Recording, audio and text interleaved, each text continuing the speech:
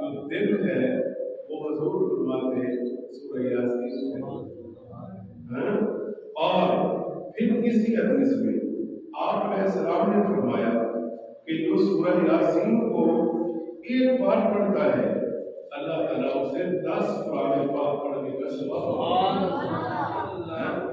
پھر ایک آدمی کار والے تلفظ صحیح نہیں ہے، دہلی کے مسائل ہے، اور ایک وہ بھی ثواب سے خالی نہیں دیکھے جو کمی ہے اس کو درست کرنا چاہیے اور قرآن کو پڑھنا چاہیے، درست کر کے پھر ایک مسجد میں پڑھا جائے، تراویح میں پڑھا جائے، اسی طرح پھر ترتیب پڑھتے ہیں جس طرح اسی مشغول اللہ کرے عمدہ طریقے سے اللہ تعالیٰ کا ذہن میں تصور لا کر اس کی کتاب کا تصور لا کر بھی اللہ تعالیٰ نے اپنے واسطے کو عطا فرمائی ہے، میں اس کتاب کی تلاوت کرنے جا رہا ہوں۔ تو یہ جتنا آپ اپنے تصورات کو ان چیزوں میں اٹیچ کریں گے، جتنا یعنی اپنا لطف بڑھائیں گے، ذوق پیدا کریں گے، اتنا اجر و ثواب میں اضافہ ہوتا چلا جائے گا۔ یعنی جب بھی عبادت ہونا تو میرے عزیز دوستوں یہ سوچ ہونی چاہیے کہ بس میں اللہ کا ہو گیا اور اللہ میرا ہو گیا، درمیان میں کوئی اور سوچ فکر نہیں ہونی چاہیے۔ پھر اس کی برکات دیکھیں، یہ حدیث پاک ترمذی شریف حدیث نمبر ہے جی 2887، اور حضرت ابو ہریرہ رضی اللہ عنہ فرماتے ہیں کہ جس شخص نے کسی رات میں سورہ یاسین شریف کو پڑھا تو اللہ تبارک و تعالیٰ کی رضا کے لیے پڑھا۔ ظاہر ہے جو بھی قرآن پڑھتا ہے اللہ کی رضا کے لیے پڑھتا ہے، اس میں تو کوئی شک نہیں، جو اللہ کی رضا کے لیے پڑھے۔ ممکن ہے بھائی آخر حدیث میں بات آئی ہے کہ اللہ کی رضا کے لیے پڑھے، کسی اور رضا کے لیے نہیں، اللہ کی رضا کے لیے پڑھے، تو فرمایا اس رات میں اگر وہ فوت ہو گیا تو اس کی مغفرت کر دی جائے گی۔ اللہ اکبر۔ آخر کوئی دن کوئی رات ہی آئے گی نا جس میں ہم نے مر جانا ہے، ہاں جی۔ اور تیسری حدیث پاک حضرت عطا بن ابی ربا بیان کرتے ہیں کہ مجھے یہ حدیث پہنچی کہ آپ علیہ السلام نے فرمایا کہ جس نے دن کے ابتدائی حصہ میں سورہ یاسین شریف کو پڑھا تو اس کی حاجات پوری کر دی جائیں گی۔ اور حاجتیں پوری کون کرتا ہے؟ اللہ تعالیٰ کرتا ہے، اس میں تو دوسری رائے نہیں۔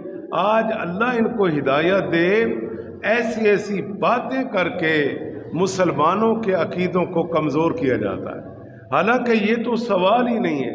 اب ہمارے سامنے تو یاسین ہے، بھئی یاسین شریف پڑھو گے یہ کام ہوگا، یہ کام ہوگا، یہ کام ہوگا۔ اب یہ حضور فرما رہے ہیں نا، تو کام کرے گا کون؟ اب اس پر بھی کوئی سوال ہے؟ آج کے دور کے جاہلوں کا یہ حال ہو چکا ہے کہ وہ لوگوں کے عقیدے کمزور کر رہے ہیں، شرم نہیں آتی ان کو، یہ جہالت ہے، جہالت۔ یہ بھی کوئی سوال ہے کہ حاجتیں کون پوری کرتا ہے؟ اللہ تعالیٰ۔ اس میں بھی کوئی سوال ہے، اس میں بھی کوئی رائے ہے؟ چھوٹے سے بچے سے پوچھو کس نے پیدا کیا، وہ کہے گا اللہ تعالیٰ نے پیدا کیا۔ کیوں جی؟ حالانکہ بظاہر اسے پتہ ہے کہ میں اپنے والدہ کے ذریعے، ماں باپ کے ذریعے دنیا سے آیا ہوں، بچہ یہ بھی جانتا ہے، لیکن کہتا کیا ہے؟ مجھے اللہ نے پیدا کیا۔ اب یہ عقیدہ کیوں کمزور کیا جاتا ہے؟ یہ صرف جہالت ہے، جہالت ہے۔ اللہ سے پناہ مانگو جب ایسے لوگ سوالات کریں۔ اسی طرح کوئی کسی ولی کے پاس چلا جاتا ہے، مزار پہ چلا جاتا ہے، وہاں بیٹھ کر قرآن پڑھتا ہے، دعائیں کرتا ہے کہ اللہ اس نیک بندے کی تربت پر کروڑوں رحمتیں نازل کر دے، اللہ یہ میری مشکل آسان کر دے۔ اب وہاں بیٹھا وہ دعائیں کر رہا ہے، اچھا اب وہ اس کا عقیدہ اتنا کمزور ہو گیا کہ حاجتیں کس نے پوری کرنی ہیں؟ اللہ تعالیٰ نے پوری کرنی ہے۔ تو مقصد یہ ہے کہ ان لوگوں کی نیتیں، اللہ کی پناہ مانگو۔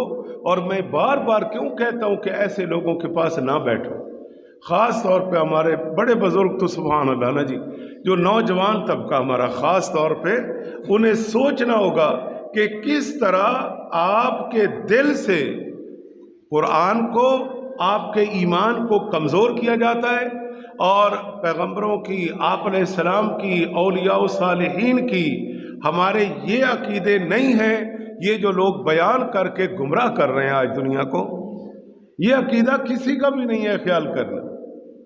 لیکن اب کوئی جاہل و نادان ہو جس کو دین کا پتہ ہی نہیں، اس سے تو ہماری بات نہیں ہے نا.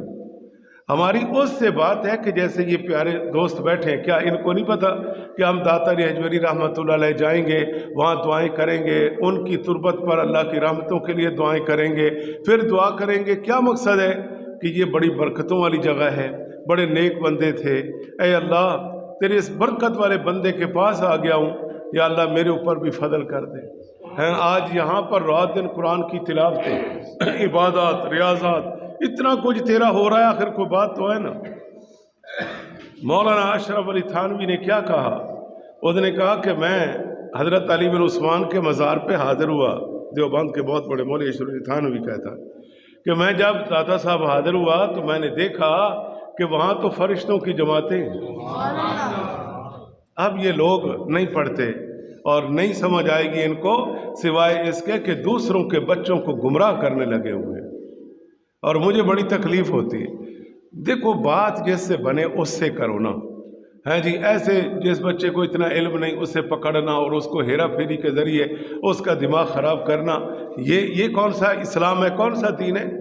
کسی کو آپ نے کسی ولی کے خلاف کر دیا، کسی کا عقیدہ نبی علیہ السلام کے بارے میں آپ نے کمزور کر دیا تو آپ نے بڑا اچھا کام کیا. اللہ کو کیا چہرہ دکھائیں گے؟ شرم آنی چاہیے، شرم آنی چاہیے. کیونکہ ایسے ایسے سوالات آ جاتے ہیں نا، پھر مجھے بڑا ہی دکھ ہوتا ہے کہ ان بچوں کو کون ایسے چیزیں دیتا ہے. اب اس بچے بیچارے کو کیا پتا ہوگا، کسی نے مل کر جناب الٹا دھیان دے دیا کہ لوگ جی ولیوں کو سجدے کرتے ہیں، اور کس کو پتہ ہے کہ ہر بندہ جانتا ہے کہ سجدہ کس کو کرنا ہے؟ اللہ تعالیٰ کو کرنا ہے. اب اس میں بھی کوئی بات ہے کرنے کی؟ اللہ اکبر، اللہ اکبر. چلیے جی خیر. حضرت ابن عباس فرماتے ہیں کہ جس نے صبح کے وقت یاسین شریف کو پڑھا اللہ تعالیٰ اس کے لیے شام تک آسانی کرے گا، اور جس نے رات کے ابتدائی حصہ میں پڑھا اللہ تعالیٰ صبح تک اس کے لیے آسانی فرما دے گا. یعنی دن کو پڑھ لو گے اس ٹائم تو سارا دن آسانی، پھر رات کو پڑھ لو گے ساری رات آسانی.